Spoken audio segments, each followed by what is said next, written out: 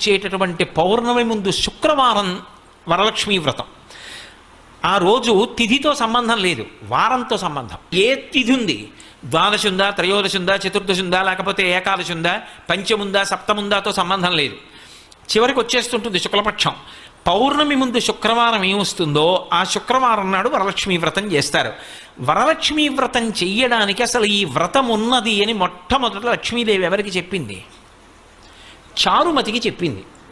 తెల్లవారు లేస్తే మనం కథ చదువుతాం. చారుమతి ఆ మాటకు అర్థం ఏమిటి? నిజానికి అద్భుతమైనటువంటి పేరు, ఆడపిల్లలకి పెట్టడానికి పరమయోగ్యమైనటువంటి పేరు చారుమతి. ఎంత చక్కటి పేరు!